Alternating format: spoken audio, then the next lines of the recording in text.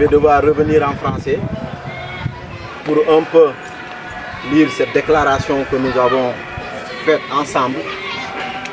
Je rappelle que ce point de presse ou cette conférence de presse a été initiée par les 3 organisations de la société civile, à savoir l'ONAS 2E, Organisation nationale d'assistance juridique et judiciaire, dirigée par notre ami et frère Amadou Tomboj, et l'autre c'est le coordinateur de frappe Ziguinchor, Al Maktoum Si, et moi-même Madje Diop Sané, coordinateur du mouvement Vision Citoyenne, ainsi que les membres de ces organisations présentes, que je salue de passage, pour leur engagement aux côtés des populations sénégalaises, mais particulièrement aux côtés des populations de Ziguinchor et de la Casamance. Mon ami Tomboj a dit tout à l'heure, est-ce que notre maire jouirait de ses facultés mentales? Je pense que nous pensons qu'en réalité c'est une question très pertinente qu'on devrait se poser. Si nous voyons une municipalité dans laquelle on ne fait que reporter des budgets et que cette année, si je ne me trompe pas, on a un budget prévisionnel de 7 milliards 300 et quelques millions. Cela veut dire quasiment que nous ne sommes pas des nihilistes, mais que par moment on peut se contenter de retenir que rien n'est encore fait. Et que nous, les Occidentaux, ont l'habitude de dire que mieux vaut tard que jamais. Mais ici, nous sommes en train de nous poser même la question, est-ce qu'il s'agit de retard ou de manque de volonté ou de manque d'ingéniosité? Parce qu'à vrai dire, nous l'avons dit ici, sur cette même place, que le choix de Djibril Sonko, c'est véritablement, ce n'était pas le bon choix. Parce que quelqu'un qui ne sait même pas où mettre la tête. Et si vous parlez à l'équipe municipale, on vous dit que le maire veut faire une gestion individuelle, que quelquefois même l'équipe n'est pas associée, qu'on le laisse faire. Moi je pense que nous pensons que ça, c'est un aveu d'échec. Parce qu'au niveau de la mairie de Ziguinchor, il y a une équipe. Et que si le maire ne veut pas exécuter les décisions de l'équipe, mais il y a un conseil, et ce conseil peut prendre ses responsabilités. Mais bref, je vais lire ce qui nous a permis de vous convier aujourd'hui. C'est de parler du maire de Ziguinchor. Et je disais à l'époque que yedd ko moo gën yërëm ko moo gën yedd ko. Ndax soo waree yedd ki nga xamante ne du dëgg da nga koy yërëm. Te nous ne serons pas là pour dire que nous ne savions qu'il allait échouer. Non. Parce que nous serons des complices. Et c'est pourquoi nous prenons la parole. Et comme on dit, quand la parole est exigée, cette terre devient une trahison. Si ces gens-là qui gèrent nos deniers nous doivent des comptes rendus, nous n'attendrons pas au dernier moment pour leur demander de nous faire des comptes rendus ou de nous faire des réductions de comptes.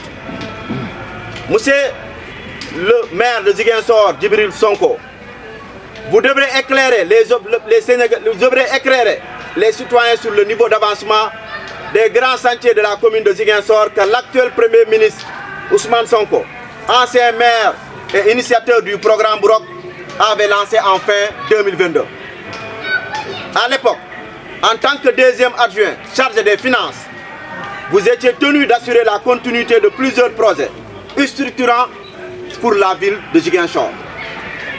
Ces projets sont entre autres la réhabilitation du marché Mariama Diédhiou. Vous allez voir que ce marché-là, les travaux étaient pour une durée de quasiment 3 mois. Malheureusement, si je ne me trompe pas, on est à 2 ans. Ou proche de 2 ans. La réhabilitation et l'extension du marché Baneto, parce que vous avez vu que nos commerçants sont en train de crier sur tous les toits qu'ils n'ont pas de marché. Parce que quand vous allez au marché Baneto ou au marché Tilène, vous les voyez sur la route. Alors que ça, c'est pas normal. Ça peut être source d'accident. Et qu'est-ce que le maire nous dira après? La construction du marché aux poissons de Boudori. Jusque-là, il l'a dit tout à l'heure, le marché a été lancé. Il y a même eu un attributaire. Malheureusement, cela tarde. Mais c'est comme ça, quand vous avez un maire qui est un grand tchouné, ça ne peut pas échapper à cela. Un maire qui ne sait même pas où mettre la tête. La création d'un marché de fruits et légumes. Ziguinchor en a besoin, en fait. On en a besoin, mais qu'est-ce qu'on attend pour ce marché-là? La réhabilitation et la construction des stades, oui, en mémoire à, comment il s'appelle encore, Jules François Bocandé. Nous avons vu un jeune qui nous a interpellés dans les réseaux sociaux pour nous dire qu'est-ce que vous attendez pour instruire le maire ou pour recommander le maire à continuer ou à réhabiliter le stade Jules François Bocandé et l'autre stade Pedro Gomis. Les marchés sont là. Et je vous rappelle que quand le maire a été élu, Ousmane Sonko, après son départ, le maire Djibril a été installé le jeudi. Le vendredi, une organe que je peux citer, Walfadjri nous a appelé pour nous demander quelles sont les urgences par rapport au nouveau maire Djibril Sonko. J'ai dit, même en fermant les yeux, il peut travailler. Parce qu'il n'a pas besoin de réfléchir de midi à 14 h. Mais malheureusement, si vous avez quelqu'un, un maire qui a mis sa raison en vacances, ça se connaît à cette étape-là. Parce qu'il a réellement mis sa raison en vacances. Au lieu d'exécuter les marchés, il est là à tergiverser, à aller dans des dogous. On se demande même, est-ce que réellement le maire a des conseils? La réfection et la construction des cimetières, vous l'avez vu? Au moins c'est d'honorer nos morts. Nous ne demandons pas de meilleures conditions pour nos morts, mais au moins des conditions pour lesquelles ces gens-là qui sont partis sauront que ceux qui sont là sont en train de penser à eux. Mais nous ne pouvons pas nous battre si nous sommes à cause de Djibril Sonko. Amoul astafurlah, lolu mo am nan ko wax té. Monsieur le maire, vous devez aussi préciser les conditions du marché relatif à l'installation des lampadaires solaires confiées à une entreprise locale. Au même moment, nous avons l'agent voirie. Donc ça veut dire que les Ziguinchor seront payés les agents voirie. Et puis, le maire, pour installer des lampadaires et autres, il va chercher d'autres entreprises. Ça veut dire qu'il pense que nous avons de l'argent. Oui, il a de l'argent pour ses propres business qu'il pense, mais il n'a pas de l'argent pour nous en tant que citoyens de Ziguinchor. Nous, si c'est tant. Pourquoi ces gens-là doivent être payés et à ne rien faire? Au moment où on nous demande, le gouvernement nous demande de nous ceindre la ceinture. Au même moment, la commune de Ziguinchor, il y a un maire qui fait du yataïmbe, qui pense que oui, il y a de l'argent, je peux dépenser comme je veux. Non, on ne tolérera pas ça. Monsieur le maire, vous devez également informer la population sur l'état d'avancement des travaux confiés à l'EGITIP. Précisément, les éventuels blocages concernant la tranche ferme et la tranche conditionnelle. Je pense qu'il avait dit en Wolof et nous savons tous de quoi il s'agit. Pourquoi le maire ne veut pas exécuter ces marchés-là? Pourquoi il veut aussi résilier les contrats? On a senti que le maire veut encore nous mettre dans un certain retard et on ne va pas l'accepter. Parce que lancer un autre marché, c'est nous mettre encore en retard, alors que la commune est extrêmement en retard, gravement en retard et tristement en retard. Si le maire n'est pas conscient qu'on est en retard, qu'il regarde les autres mairies, qu'il regarde ses autres camarades, qu'il regarde ses autres collègues maires, qu'est-ce qu'ils sont en train de faire? Il est également nécessaire, nous le rappelons au maire, d'éclairer l'opinion sur les refus persistants à la mairie de Ziguinchor d'appliquer la circulaire ministérielle numéro 00515 du 15 juillet 2025 relatif à la revalorisation des salaires. Mais écoutez, il y a des gens même qui vous appellent en pleurant. Pourquoi? Parce qu'au niveau de la commune de Ziguinchor, il y a des salaires de misère. Il faut que les gens là, on ne peut pas se permettre que certains puissent avoir une augmentation ou une revalorisation des salaires et pour les autres non. C'est inadmissible. Parce que tous les travailleurs là ont les mêmes droits. Il ne faut pas que certains se jugent de leurs droits et que les autres, à la limite, ont bafoué leur dignité. Les salaires au niveau des communes, c'est des salaires dérisoires. C'est pourquoi l'État du Sénégal a parlé de revalorisation. Et le maire lui-même, il faut lui demander, est-ce qu'il est entré dans la revalorisation ou pas? Est-ce qu'il a eu une augmentation de salaire ou pas? Si le maire a une augmentation de salaire et que les autres agents n'en ont pas, ça veut dire que c'est de l'égoïsme encore. C'est pourquoi il serait bien que nous essayons d'amener notre maire au niveau de cet hôpital psychiatrique qu'on appelle hôpital Kenya. Parce que quelquefois, cela à la limite ressemble à la méchanceté. Des pères de famille, des mères de famille qui vont travailler 30 jours presque et qui n'ont pas de bon salaire. Et que l'État par là a pensé à quoi? À restaurer la dignité humaine en revalorisant les salaires. Et que la mairie de Ziguinchor, le maire lui-même refuse jusqu'à ce que les travailleurs entament des marches, entament des points de presse. Mais jusque-là, ils s'entêtent. C'est pourquoi nous vous demandons, quelquefois, ça ne relève pas d'une bonne jouissance de la faculté. Parce que des fois, quand on regarde des travailleurs, on a pitié d'eux.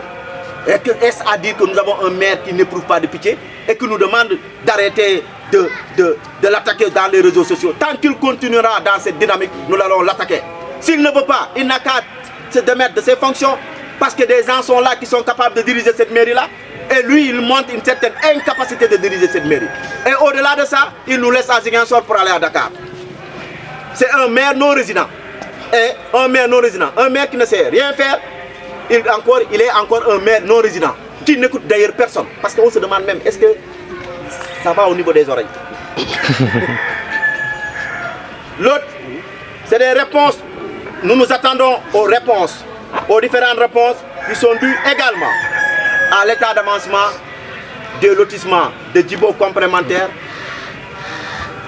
de Djabir, de Citepel. Pour Citepel et Djibo complémentaire. Vous étiez là quand nous avons tenu là-bas un point de presse pour alerter l'opinion sur des gens qui ont fait des prêts pour construire, sur des gens qui ont construit en banco, maintenant ils ont des moyens de construire en dur. Mais malheureusement, le maire jusque-là tarde et le travail a été fait, il l'a dit tout à l'heure. Le maire Abdoumane a fait un travail impeccable et même les populations de Djibo et de Citepel nous l'ont révélé. Mais le maire, c'est comme si quand vous êtes à ses côtés, il n'aime pas que ses collaborateurs fassent un bon travail.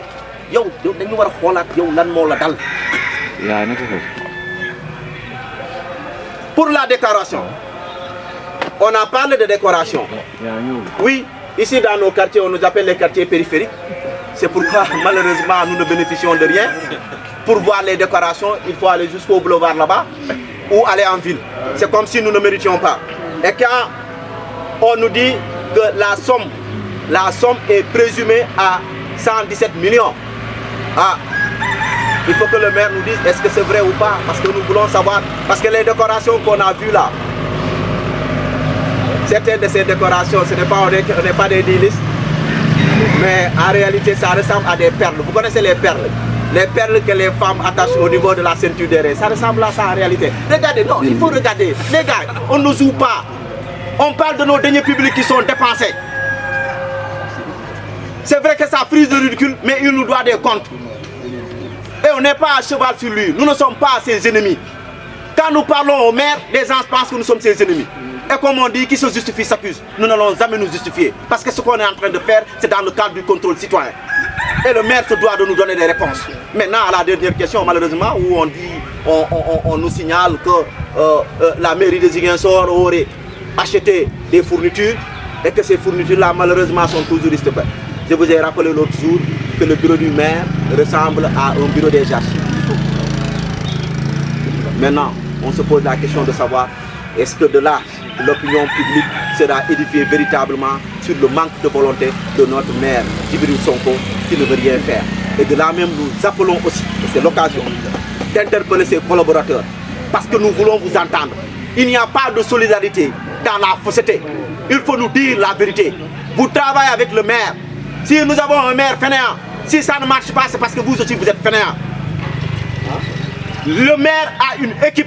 S'il ne veut pas écouter l'équipe, vous savez comment faire. Sortez et parlez. Il n'y a pas de solidarité dans la fausseté. Les Ziguinchorois vous ont mis là-bas. Vous bénéficiez de salaires, davantage. Travaillez pour les Ziguinchorois. Le maire, s'il est incapable, il doit avoir une équipe capable. Donc, sinon, nous penserons qu'autant le maire est incapable, autant son équipe est incapable. Et l'équipe doit nous montrer qu'elle est capable. Ouaïla, les élections sont pour bientôt. Et d'ailleurs, nous ne prendrons pas parti, mais nous verrons avec qui véritablement parler pour que au moins Ziguinchor ne puisse pas de nouveau avoir un maire qui ressemble à Djibril Sonko. Vraiment, vous allez nous excuser, nous ne sommes pas là pour insulter notre maire, ni pour le dénigrer, mais c'est parce que, à la limite, notre maire est encore incapable. Il faut le dire, il est incapable. Et si le maire pense qu'il faut être dans les réseaux sociaux comme un playboy pour prendre des photos, il se trompe. Gérer la mairie n'est pas une affaire de playboy. On vous remercie.